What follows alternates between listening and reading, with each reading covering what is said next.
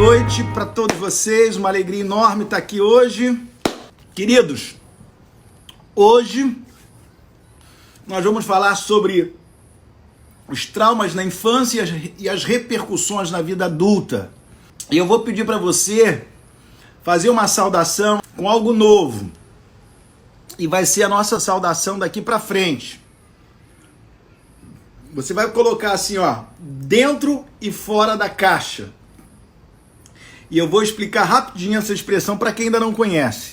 Esse é um tema que nos move, que fala da nossa vida, que fala da nossa história, né, daquelas questões mais profundas que nós carregamos ao longo da vida, que são as nossas experiências infantis.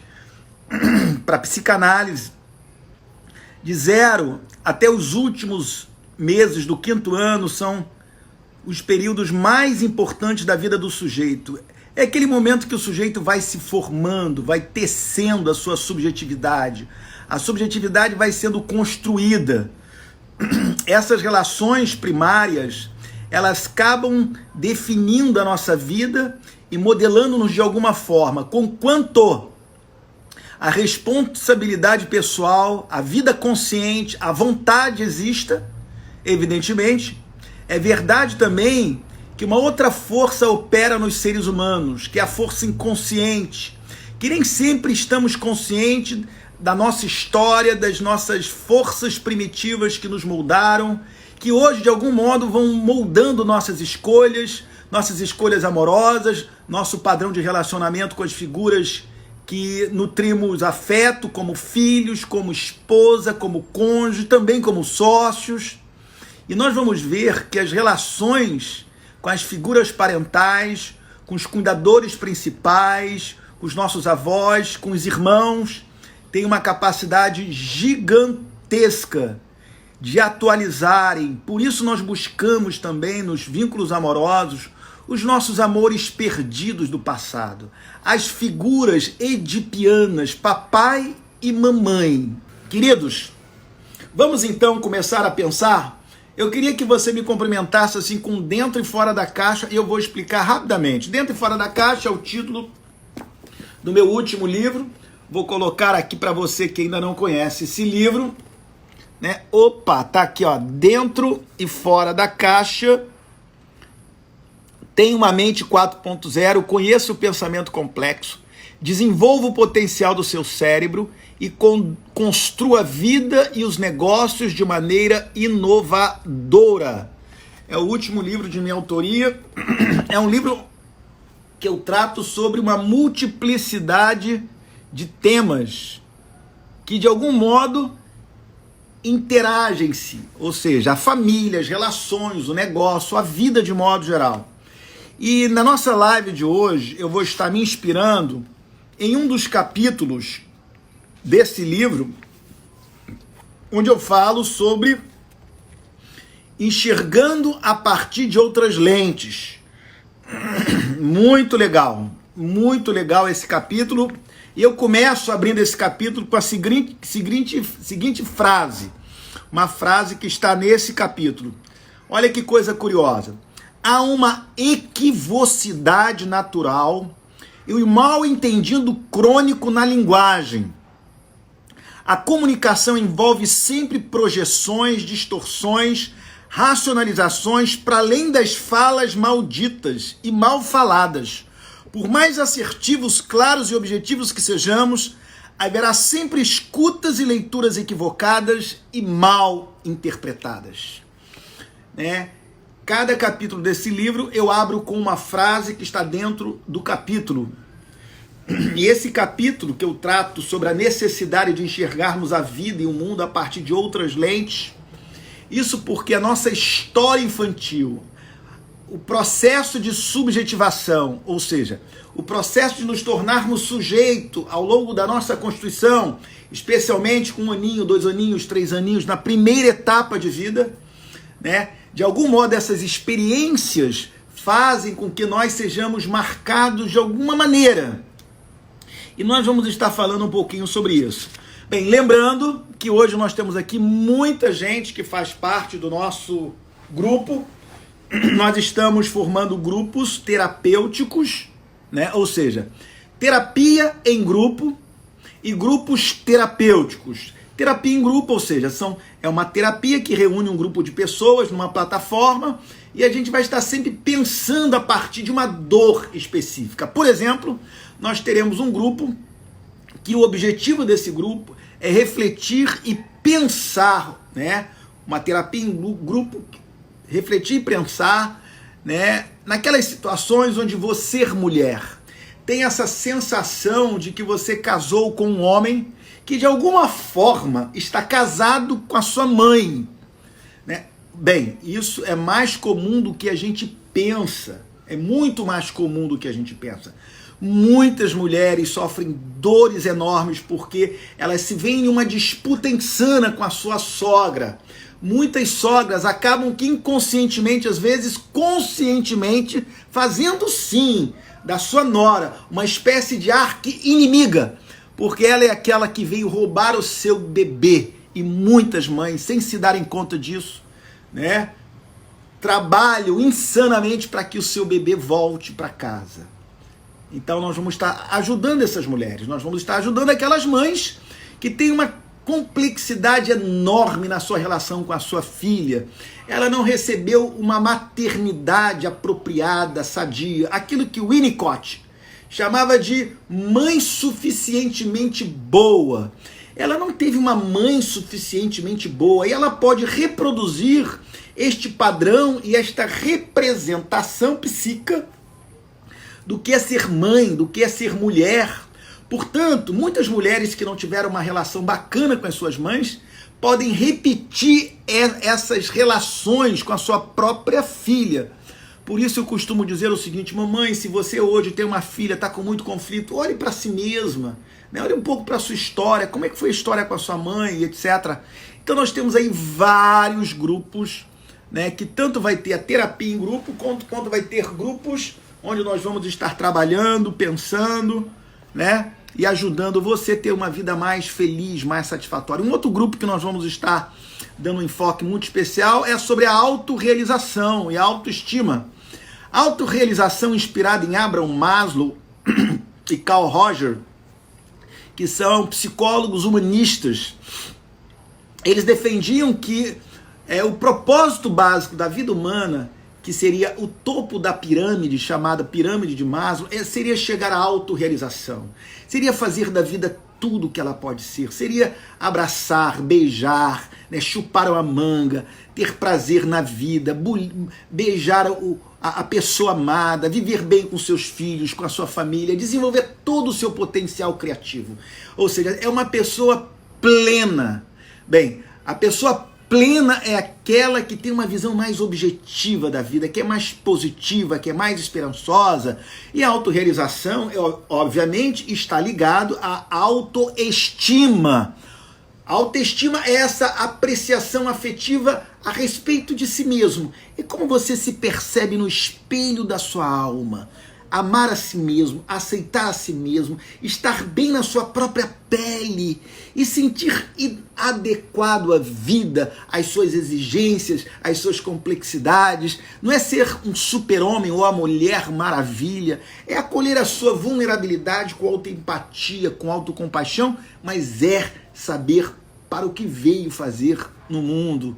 Então nós temos aí vários temas super bacanas. Um outro tema que é objeto da nossa discussão e objeto de grupos é: quando o homem é fraco, a família adoece. Outro tema interessantíssimo, né? Ou seja, hoje famílias constituídas por homens que têm dificuldade de assumir o seu lugar de homem, o seu lugar de pai, o seu lugar fálico, fazer a sua função, o que leva muitas mulheres a se sentirem cansadas por estar em um lugar que não é seu, cansadas por estar em um lugar que não é um lugar de mulher, que não é um lugar feminino. Até as mulheres fortes, elas cansam de estar em um lugar que não é seu. Não é bom para a sua saúde psíquica, para a sua saúde emocional.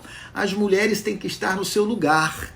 Elas precisam estar do lado de um homem fálico, um homem que sabe ocupar o seu lugar. Não é um tirano, não é um mandão, Pelo contrário, é alguém que sabe servir e dar a ela um lugar privilegiado, porque ele não está disputando nada com ela, ele sabe que fazem parte de um mesmo jogo, de um mesmo time, e nós vamos estar trabalhando e ajudando você, mulher, né? Estar neste lugar que você faz tudo, que você bota o dinheiro, que você tem que dar ordem em tudo, se você fizer, ninguém faz nada. Como é que a gente lida com isso? E estamos formando aí, se Deus quiser, grupos também de homens, tá bom?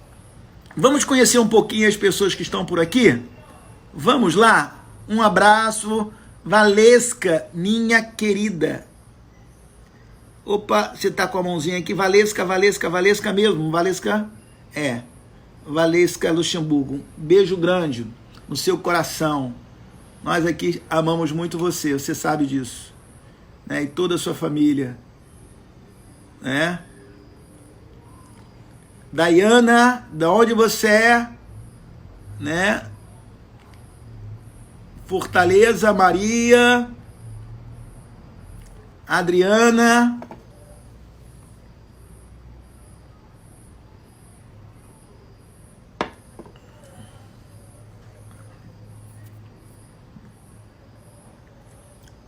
Doroteia, Márcia, Portugal, que coisa fofa ver você aqui, viu? Quantos anos, né? Um carinho enorme por vocês, meu Deus, que coisa boa. Ana Cristina, de onde você é? Márcia, quero ver você, tá? Em um desses grupos. Já, se Deus quiser. Obrigado, Verônica, tava sentindo sua falta. Minha vizinha querida, Coraci, uma pessoa que perdeu o pai e a mãe antes dos 30 anos. Qual tipo de trauma isso pode causar? Claro que pode causar, sim, algumas dores psíquicas. Uma delas é a sensação de abandono, de perda das figuras amorosas. Embora não tenha sido na infância, mas, obviamente, quando você está diante de uma perda tão violenta de pessoas tão significativa como seu pai e sua mãe, a sensação e o medo e a insegurança de perder alguém que ama pode ser uma consequência, um sintoma de uma perda como essa. Por isso é importante pensar e trabalhar sobre isso, né? Ontem nós falamos muito sobre a questão do luto, muito bacana. Desde que me conheço por gente, tenho um medo excessivo e sofro muito por isso, mas não entendo por quê. Olha só, Dani, vamos pensar, uma terapia te ajuda a entender e a superar esse medo.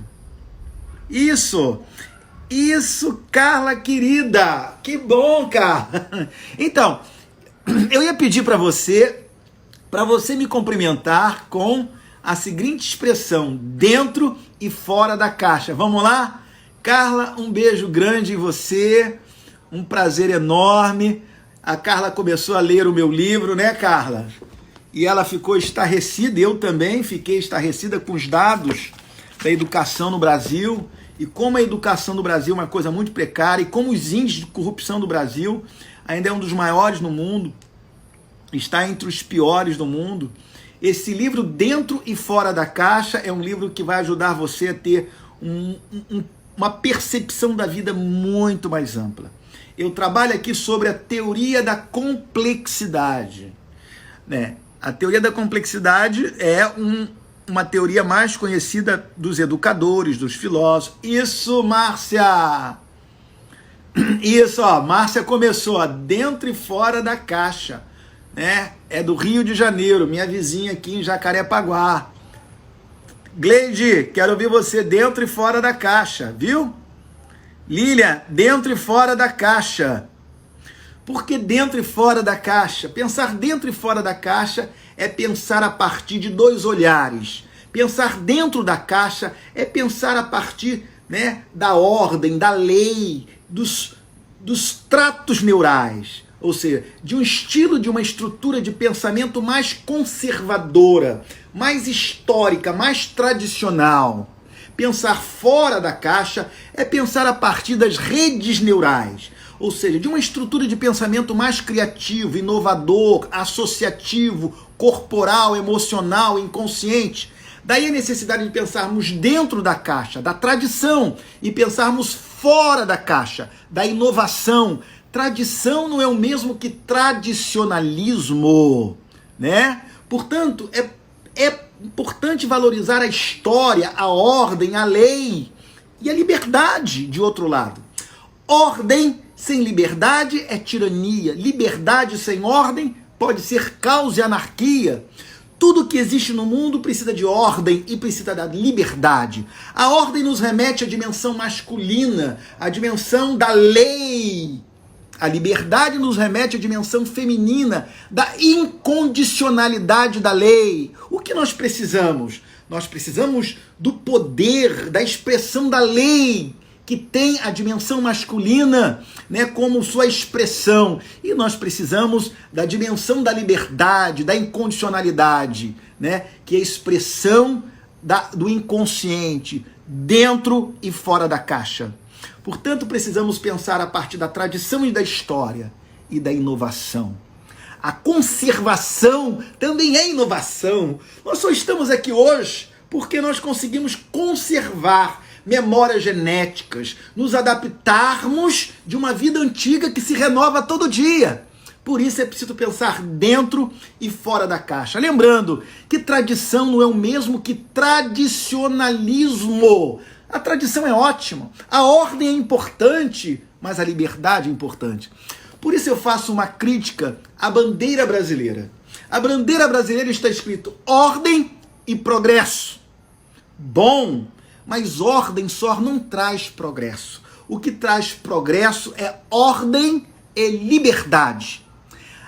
A ordem da bandeira brasileira foi cunhada em função do iluminismo e do positivismo de Comte, que era excessivamente masculinizado, para não dizer machista.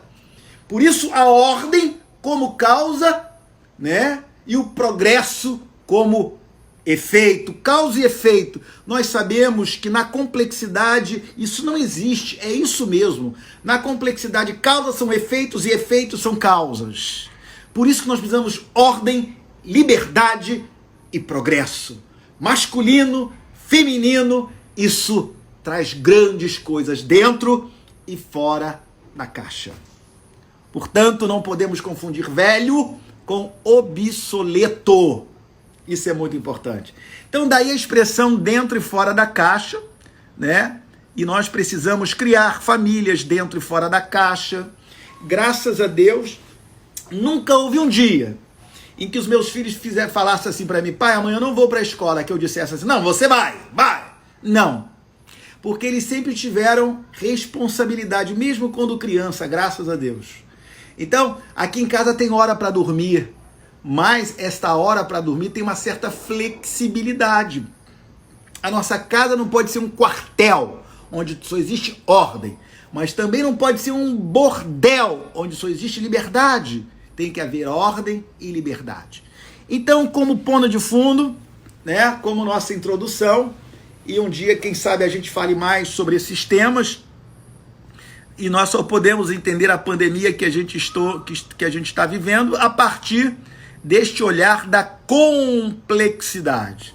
Queridos, o que é importante então a gente pensar e falarmos quando a gente fala sobre os traumas da infância e as repercussões na vida adulta? Primeiro, o que eu e você temos que entender é que cada sujeito lê, interpreta a vida, os fatos, né, e olha para as relações e tem no seu comportamento como raízes aquelas experiências primitivas infantis. Portanto, nós somos frutos de feridas, de recalcamentos, de dores, de repressões, de culpabilizações das figuras paternas, né, por abusos, por violências físicas, emocionais, psicológicas.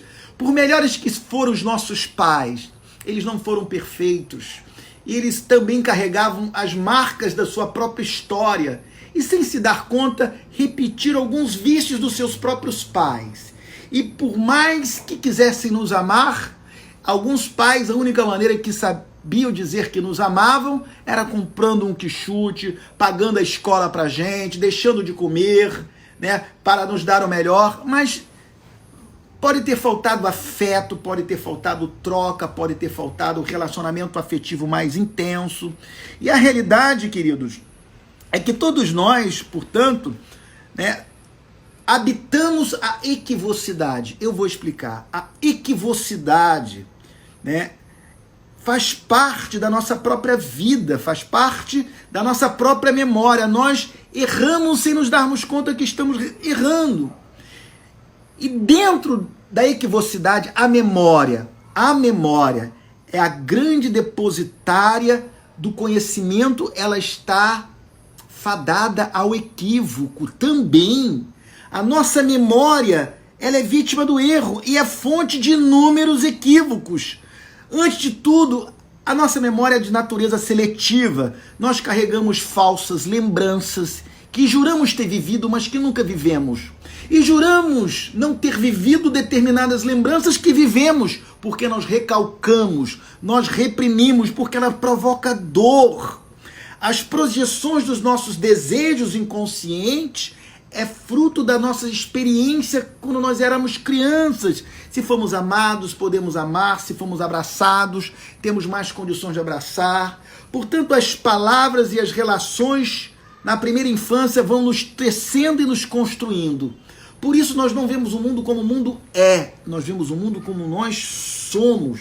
Nós vemos o mundo a partir de um viés confirmatório, a partir de um olhar, as lentes das nossas memórias, as lentes das nossas experiências, as lentes através das quais nós enxergamos o mundo, define os nossos vínculos amorosos, define a maneira que olhamos para nós mesmos, define como nós casamos, como nós construímos a nossa família, como lidamos com o dinheiro e etc, e etc, etc. Então, como ponto de partida, nós temos que entender que assim como as nossas percepções, as nossas crenças e as nossas ideologias são construções da nossa mente, como produto das nossas experiências com os nossos pais, é por isso que nós interpretamos as nossas experiências vividas, as palavras ditas, o comportamento do parceiro, o comportamento do sócio, o comportamento das pessoas a partir das nossas experiências.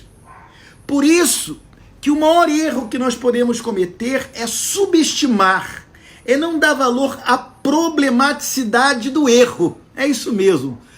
Nós temos que ter cuidado para não dar valor que nós podemos nos equivocar.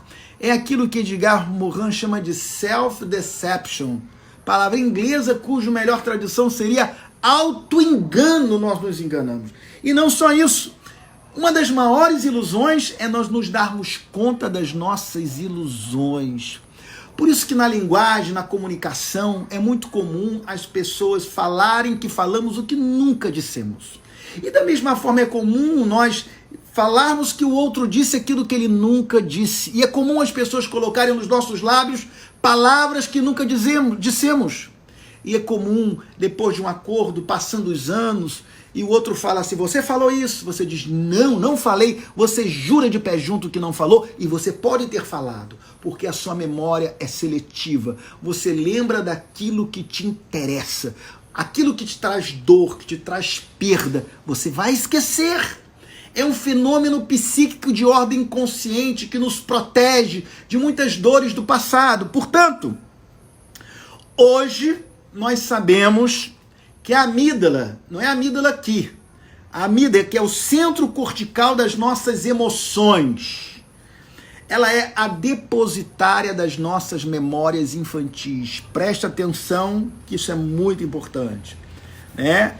Ela armazena aqueles acontecimentos quando nós éramos bebês, quando nós estávamos entrando na primeira infância. É a amígdala que vai guardando, né? Ela carrega os nossos arquivos afetivos.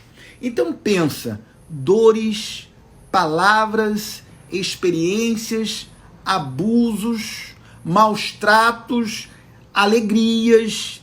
Então ela é um arquivo e nela se encontra os nossos repertórios, de modo geral, inconscientes.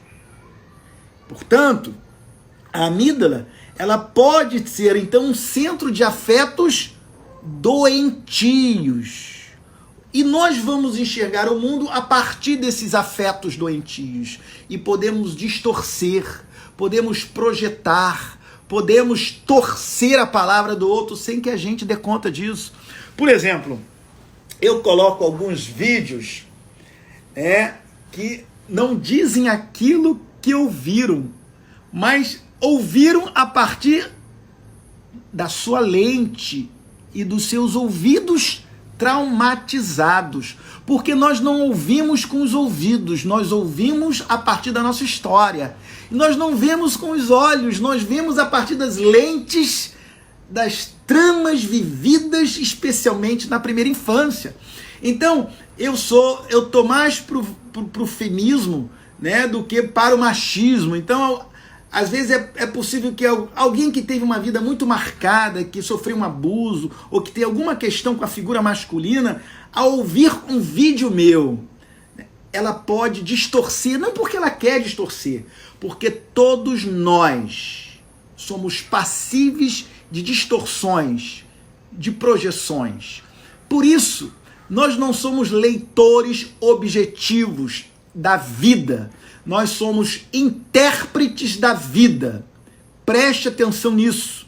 É por isso que muitos casais, quando vão conversar, eles têm problemas graves. Tem muita gente que fala assim para mim, olha, não dá para conversar com meu marido, porque ele deturpa tudo que eu falo, né? Não foi isso que eu disse. Não foi isso que você disse. Não, não foi isso que eu disse.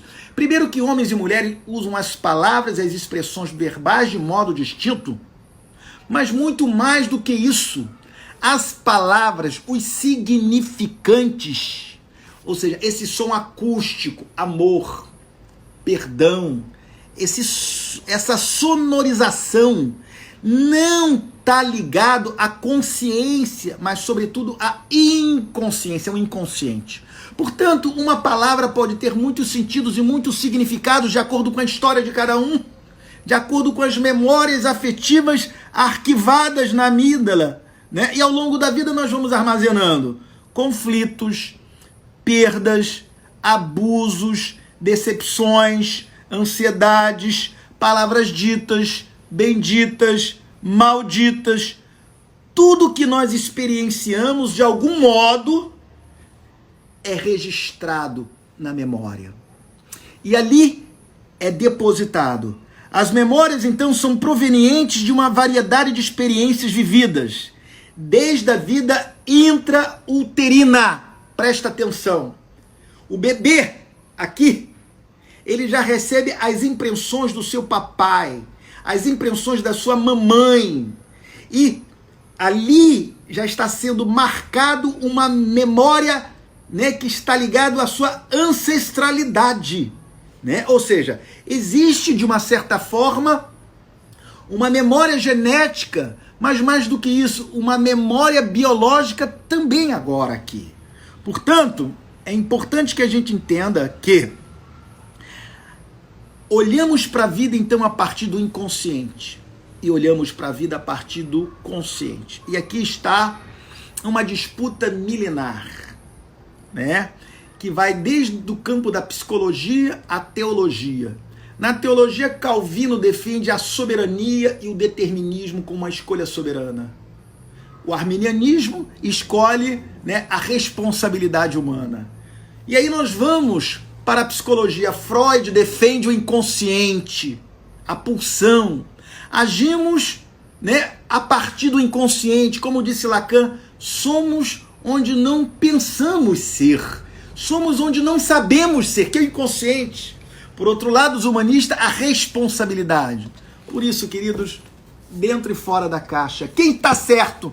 Os dois estão certos. São perspectivas diferentes, consciente e inconsciente, masculino e feminino, determinação e responsabilidade. Por isso que não existe simplismos. Cuidado com o simplismo. Portanto, temos uma memória inconsciente e temos responsabilidade pessoal. Nós temos uma história, nós temos um legado, nós temos tramas e traumas intensos na nossa vida pessoal, mas nós temos uma responsabilidade que nos dá condições de elaborar a vida, que nos dá condições de decidirmos para o melhor. Aí entra então um paradoxo irrefreável, porque a vida é paradoxal. A vida é isso aqui, consciente e inconsciente. É a razão e a emoção, é a ordem e a desordem, a ordem e a liberdade, né? É o caos e a ordem. A vida é assim. A vida só flui na confluência dos opostos. Por que estamos vivos? Porque o masculino, o espermatozoide, um dia se uniu ao óvulo feminino, e na confluência dos divergentes é que nasce a vida, meu amado. Só a vida porque é a confluência dos divergentes. Por isso que a memória é tão importante entendermos à luz também da responsabilidade. Não é sem razão que um grande pensador da Universidade de Nova York, né, ele relacionou a função depositária das memórias infantis da amígdala, tá claro? Com o inconsciente freudiano. Então vamos lá, tudo o que aconteceu com você está armazenado aí na sua amígdala. E ela acaba dirigindo. Por que que às vezes você é tão assustado com alguma coisa? Por que que às vezes você pode estar tão inseguro com alguma coisa? Porque quando você era criança, você ficou a 1 hora e meia, 2 horas esperando a sua mãe no ônibus da excursão da escola. E hoje, por que que você não gosta de água? Você tem um medo enorme, você nem sabe. Porque quando você tinha 1 ano e meio, 2 anos, quase você morreu afogado. E hoje você não pode nem ver água. E você nem sabia disso. Portanto, as memórias que estão lá são poderosas demais. Ou às vezes você tem uma fobia de passarinho. Você não pode ver o passarinho nem de longe, sequer pena. Porque quando você era criança, você foi picado por um peru, ou por um ganso, por um pato. Ou quem sabe hoje você não consegue sequer comer galinha, porque você tinha uma galinha de estimação e mataram a sua galinha, e por aí vai. Ou você, né, não consegue ser fiel ao seu namorado, ao seu marido, porque você cresceu em um lar onde a sua mãe sempre teve 2 maridos, 2 namorados. Ou você viu a sua mãe sendo infiel ao seu marido, né? Muitas mulheres hoje, eu lido com isso todos os dias, têm dificuldade de serem fiéis porque a sua mãe era amante do pai dela e ela cresceu entendendo que ser amante de um homem é algo normal. Ela casa. A possibilidade de ela ter um amante, né, é maior, a grosso modo, do que quem não viveu essas experiências. Porque essas representações psíquicas, esses modelos parentais, né, a criança vai internalizando este padrão, esta maneira de ser e de estar no mundo. Mamãe é assim, mamãe é mulher, logo eu vou ser igual a mamãe. Mesmo que você diga muitas vezes, depois de uma certa idade, fala, eu não vou ser igual a minha mãe. E você cresce, tem a sua filha e se descobre igualzinha a sua mãe. Por isso Belchior disse que a minha dor é perceber que apesar de tudo que eu faço, eu continuo igual aos meus pais. Portanto, essas memórias infantis, elas de algum modo vão tecendo e construindo a nossa vida. E eu quero compartilhar com você uma história que vai nos ajudar a exemplificar isso. O ano passado, enquanto eu estava escrevendo o capítulo desse livro, eu recebo uma senhora, nome fictício Maria, de 59 anos, dos quais 40 anos ela viveu na Europa. Mais europeia do que brasileira. E qual era a questão dela? Ela chega no meu consultório, indicada por uma pessoa, porque ela se sentia depressiva e muito sensível a tudo que assistia no Brasil. O Brasil estava um caos. Questões graves na favela da Rocinha, né? Lula preso, um governador do Rio de Janeiro, Pezão, também sendo levado preso, e ela chega ali com a seguinte queixa: eu sinto muita dor do outro, isso me faz sofrer demais, e o que me comoveu foi a prisão do Lula, e eu nem gosto do Lula, eu não tenho esses amores por Lula, eu nem conheço Lula, eu estou mais de 40 anos fora do Brasil. E ela diz o seguinte: enquanto todo mundo, ou a maior parte das pessoas, muita gente, melhor, festejavam, né, a prisão de Lula, muitos festejaram a prisão de Lula, eu fiquei triste com aquilo, fiquei marcada com aquilo. E ela contando que a dor sempre foi uma companheira da sua vida. E tempos depois, ela chega no meu consultório, um dia depois da prisão do Pezão aqui no Rio de Janeiro. E ela chega lá destruída. E ela não sabe por que a prisão de Pezão trouxe tanto dano para ela. E ela começa a dizer para mim que o excesso de generosidade estava trazendo muitas dores para ela. Ela emprestava 700 mil a um, 40 mil a um sobrinho, né? Na praia, alguém passando, ela dava dinheiro, ela viu um cara com a picape colocando coisa na caminhonete, deu 5 mil para ele, né? Era coisa assim. Isso não era uma expressão de generosidade, era uma hiperempatia que trazia conflitos severos para a vida dela. Ou seja, ela tinha uma dor desmedida. Eu achei esse caso muito curioso. Bem, e aí, olha que coisa curiosa. E ela me conta o seguinte, ela me conta que certa ocasião, ela estava na casa dela e ela viu um homem na vizinhança roubando um cano de cobre. E de repente, conta ela, chega a polícia, tira a camisa daquele homem e com cacetete vai nos seus pulmões. E ela me diz que aquela experiência marcou ela profundamente. Segundo ela, tinha uns 4 a 5 aninhos dessa época, mas ela nunca tinha desistido e apagado aquela imagem tão dolorosa na cabecinha daquela criança. Bem, a amígdala está armazenando. E ela conta depois dessa experiência e diz assim, outra experiência muito difícil.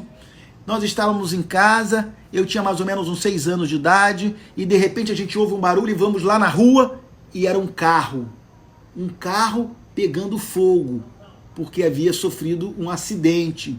E de repente sai um homem daquele carro, e a gente só via que ele puxava assim, ó, a pele queimada, e meu pai procurava ajudar aquele homem. E ela diz, essa cena está na minha cabeça, aquele homem puxando, e não sei por que ele puxava a pele queimada. E nesse momento, como numa cadeia associativa, como nos diz Jacques Lacan, um grande psicanalista, ela diz assim, não, mas o que mais me marcou, eu me lembrei agora, foi quando um dia nós estávamos em casa, e de repente nós ouvimos um grito, era minha mãe ficou toda queimada na cozinha, e logo em seguida, ela diz assim, mas eu lembrei de algo muito doloroso.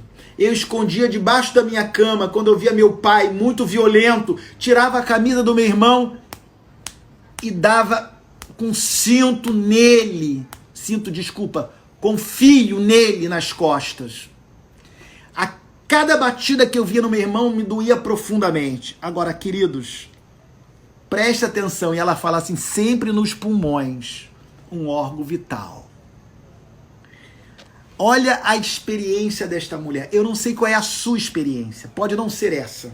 Existe uma multiplicidade de experiências, que vai com as figuras amorosas, que vai com o irmão. Eu cuido de muitos pacientes, cujo irmão mais velho foi tirano, a irmã mais velha foi tirana, e as relações entre os irmãos nos marcam, nos tecem profundamente, né?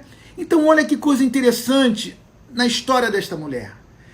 Na sessão seguinte, ela chega e diz assim, olha, lembrei de um fato. A primeira coisa que aconteceu não foi este homem roubando cano de cobre, apanhando da polícia. Foi o meu irmão. Eu lembrei que a primeira experiência foi do meu irmão, que meu pai batia nele. E olha que coisa interessante. E lembrei demais.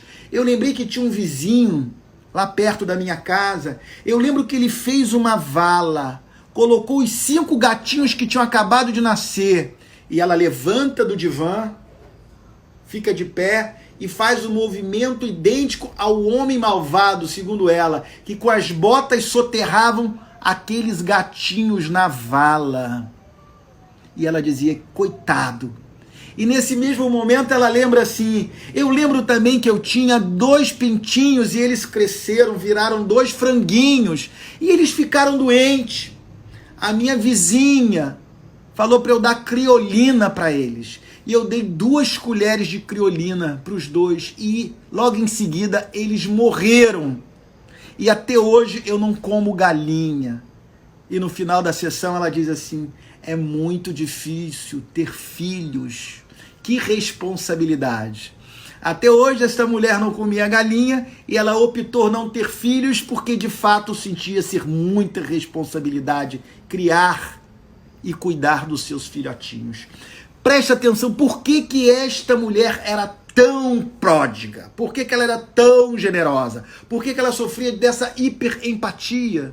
Quando ela era criança, ela se via impotente para ajudar aquele que estava apanhando o seu irmão, aquele que estava sendo punido pela lei, pela polícia, e que estava sendo levado preso, né? Aquele que sofre um acidente e é queimado na sua própria pele, ou a sua mãe que é queimada também.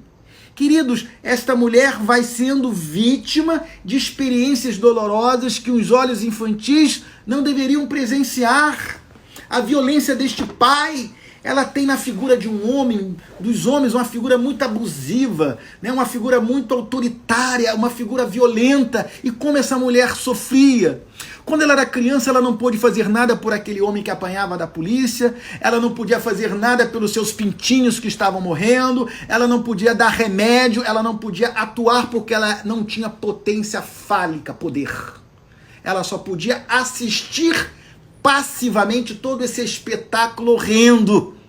Mas agora, ela adulta, uma mulher de muitas posses, muito bem financeiramente, agora ela tem potência. E em uma cadeia associativa, ela associa o seu irmão a este homem que apanha. Ela associa a sua mãe a este homem também, que é vítima de um acidente. Ela associa os seus pintinhos, os seus gatinhos a todos esses eventos. E a memória afetiva é armazenada, isso vai tecendo e construído. Se antes ela não pôde salvar, hoje ela tem que ser a salvadora de todos esses agentes.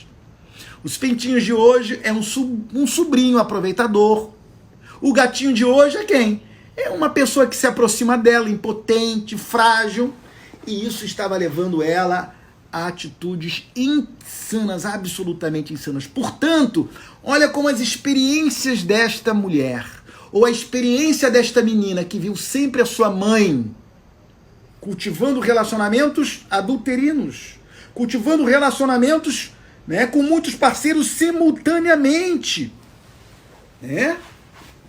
Portanto, vai se internalizando, vai se apropriando, vai se identificando. Igual. Identificar. Ficar igual. Ficar igual.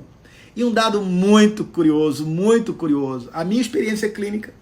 Muitas mulheres, quando mantêm um amante, sendo casadas, muitas mulheres, isso acontece na minha experiência, ela tem um amante com o nome, mesmo nome do marido. É uma coisa curiosíssima. Talvez inconsciente ela não queira trair, né? Mas acaba traindo, ou consciente. É uma coisa assim curiosíssima demais, né? Recentemente vivi uma experiência dessa inusitada, né? Porque eu adivinhei o nome do amante. A mulher ficou assim chocada. Foi uma coisa muito interessante. Então você veja como as memórias infantis vão nos tecendo, nos construindo. Esta mulher, então, estava novamente. Eu disse para ela, toda vez que você empresta 40 mil ao seu sobrinho e você não cobra, e empresta mais 40 mil e você não cobra, ou você empresta 700 mil a uma amiga e não cobra, e usam você, você está dando criolina para os seus pintinhos. Você não está fazendo bem para ele, você acha que é um remédio, mas vai matar o seu sobrinho, vai matar essas pessoas. Porque dinheiro que entra desta forma, de uma maneira absolutamente insana, não vai fazer bem para eles. Você se dá conta que até hoje você está tentando salvar os seus gatinhos, que até hoje você está tentando salvar os seus pintinhos com criolina? Você está dando criolina para essas pessoas. Isso não é remédio, isso não é benéfico. Alguém disse que isso é benéfico. Você está dando colheres de criolina. Portanto, olha só. Portanto, um olhar mais atento vai nos mostrar que as memórias emocionais do passado conduziam hoje a esta mulher identificar-se com os personagens da sua história. Ela estava na pele do outro o tempo todo. Ela tinha uma sensação empática monstruosa. Ela queria estar no lugar do outro porque aquilo trazia dor. Eu disse para ela, na verdade, a sua generosidade nada mais é do que egoísmo. Ou a sua generosidade talvez seja, né, a sua tentativa de dar conta e de expiar a culpa. A sua generosidade está olhando para si. Será? Vamos trabalhar com isso? E foi fantástico. Por que eu estou contando essa história? Poderia contar dezenas e dezenas de histórias. Portanto, veja bem, a dor do sujeito que infringiu a lei hoje está em Lula. A dor do sujeito no passado que infringiu a lei e foi preso hoje estava no outro personagem da política brasileira. Por isso ela identifica e ela sente aquela dor tão intensa. Por isso ela se deprime quando ilustre desconhecido de pessoas que ela não tem nenhum afeto é presa. Mas ela tem, porque esses afetos condensados de hoje são, na realidade, reencenações, atualizações de ontem. Que coisa fantástica, né, gente? Olha que coisa extraordinária. Portanto, nós temos que ter cuidado. E é muito interessante. Olha que coisa fantástica, né? Lá pelas tantas, ela chega, eu tenho esse livro lá no meu consultório, ela trabalha com tradução, e ela traduzindo um livro para de um outro idioma, o autor chega para ela, pede para traduzir, quer contratar o serviço dela, adivinha o nome do livro? Põe-te no meu lugar. Que coisa louca, né? O nome do livro era Põe-te no meu lugar. Maria agora, ela compreendendo, né, que não estava na hora dela ler um livro onde reforçasse a empatia, porque para ela aquilo não seria bom. A empatia é ótimo. Por isso que nós temos que ter cuidado com simplismos generalizadores. O sistemismo é um simplismo, assim como é a causa e efeito. A complexidade vê o todo e a especificidade de cada um na história desta mulher. Ler aquele livro, trabalhar naquele livro, debruçar naquele livro, era péssimo. Não tem problema eu comer um docinho depois do almoço ou comer um chocolate. Tem problema se eu for diabético. Esse é o problema de muitos cursos por aí, porque dá uma receita única para todo mundo. É ótimo um livro de empatia, mas para alguém que tem a problematicidade dela e a complexidade dela, ela não queria mergulhar e fazer aquela tradução, porque ela se envolve. E agora ela tem condições de dizer não, porque agora ela não quer estar representando e estar no lugar, na pele do outro. Empatia é estar na pele do outro. Empatia é estar no lugar do outro. E para ela era demais isso. Gente, nós encerramos esse processo com esta cena. Ela dizendo não ao livro, à tradução desse livro. Portanto, nós podemos traduzir muitas experiências da nossa vida no passado, atualizando hoje, no casamento. Às vezes o seu marido falou algo que te feriu profundamente, mas as palavras deles não tinham intenção e não feririam se você não tivesse vivido uma relação no passado, que hoje, ao ouvir a fala do teu marido, te fere. O nome disso se chama projeção agressiva. Eu projeto no outro uma palavra agressiva que não é agressiva porque meu pai foi agressivo. São os objetos fantasmas. É um mero fantasma, não é real. Portanto, nós temos que ter cuidado.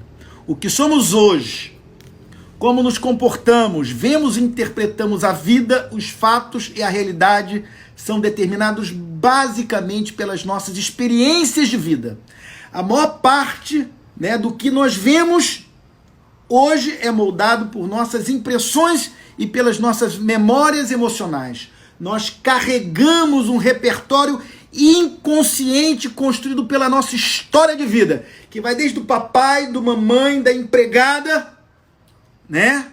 Como os nossos irmãos. Eu cuido de pessoas que tiveram na sua história irmãs tiranas, irmãos tiranos, e os pais não sabiam dessa tirania do irmão mais velho, dessa tirania da irmã mais velha. Eu tenho absoluta certeza que entre essas pessoas que estão me ouvindo agora ao vivo aqui e aquelas que vão ouvir depois, algumas foram vítimas dos atos violentos dos seus irmãos. Infeliz. E eles não fizeram isso porque não nos amavam, mas porque você era o caçula, você roubou o colo, você roubou o beijo, você roubou o berço, você roubou a roupa. Você está no lugar que era dele. E o bebê, ele era majestade, era dele. Como essas relações são complexíssimas. Portanto, cuidado com receitas prontas, respostas pré-fabricada de how to do para lidar com o seu problema. Esse momento de pandemia, esse momento de conflito em casa, não se resolve com 5 passos, não se resolve com dicas boas, não se resolve apenas com positividade e palavras mágicas de autoajuda ou de desenvolvimento humano. Não é verdade. Cuidado! Nós trazemos marcas complexíssimas que precisam ser trabalhadas, precisa ter um olhar clínico. Por isso eu costumo dizer que a coach e a couch é divã. A coach tem coisas que o coach faz muito bem e melhor do que as psicoterapias tradicionais, mas tem coisa que só a psicoterapia. Eu quero convidar você para fazer parte de um grupo de terapia, em grupo comigo. Eu quero convidar você para fazer cursos de crescimento, cursos terapêuticos ou grupos terapêuticos. Eu vou estar aqui durante muito tempo, até o dia que Deus quiser, ensinando aqui. Um dos meus maiores mestres, hoje uma grande referência, esteve no Brasil ano passado, Edgar Morin, um dos maiores pensadores. Ele é cineasta, fez direito, é psicanalista, né? É um grande educador, um pensador. Ele esteve aqui, Paulo Lemann trouxe ele ao Brasil ano passado, né? E ele estava com 94 anos, se não me engano, 96, que eu não esteja enganado. E ele não conseguia nem subir no tablado. Ali, tadinho, cara, quando ele começa a falar, a lucidez daquele homem de 96 anos, acabou aquele... Tava ali um camarada com uma lucidez. Eu tenho falado que Deus me dê forças para falar até os 96, 98, se Deus quiser, né? Eu quero dividir com você o meu saber, a minha experiência, para que você tenha uma vida mais bonita, uma vida mais inteira. Amanhã nós vamos estar aqui. E se essa live de hoje fez bem para você, né? Nós temos aqui, eu acho que uns 4 minutinhos. Se fez bem para você, né? Divide ela com alguém. Amanhã nós vamos estar aqui, ó. É o mesmo tema, mas nunca é igual, não tem como ser. Aqueles que tiveram ontem viu que hoje é outra live, totalmente diferente, conquanto o tema seja o mesmo. E amanhã vai ser outro, eu tenho absoluta certeza disso, não tem jeito, né? Então, vamos estar juntos, né? E sábado nós vamos ter então a parte 2, tá bom? Nós vamos ter a parte 2, né? E vai ser super bacana. Segunda vamos estar aqui e terça também. Eu quero convidar você. Vamos levar essa mensagem aí para um bocado de gente? Agora, rapidamente, olha só, gente. Então, nós queremos estimular você, nós estamos pensando aí em muita coisa boa. E domingo agora, preste atenção. Domingo agora nós vamos começar uma jornada ao Monte Ararat. O que é isso? O Monte Ararat foi onde a Arca de Noé repousou depois de uma pandemia, de um dilúvio terrível, de um acontecimento global e universal que destruiu a economia, matou muita gente. Então a nossa reflexão vai ser o seguinte, né? O que o confinamento, o isolamento social de Noé e de sua família tem a nos ensinar em um momento de crise, em um momento de pandemia? Você vai ficar chocado com o que esse texto primitivo tem a nos ensinar. Muita coisa, mas muita coisa. O que ele nos ensina, né? Ou seja, as experiências são semelhantes. Uma tragédia global que põe em vida risco, que destrói, né, plantações, que destrói vidas, etc, etc, etc. Nós vamos aprender muito. Nós estamos diante de um ponto de inflexão na história. Nem todos terão olhos para ver, ouvidos para ouvir, né?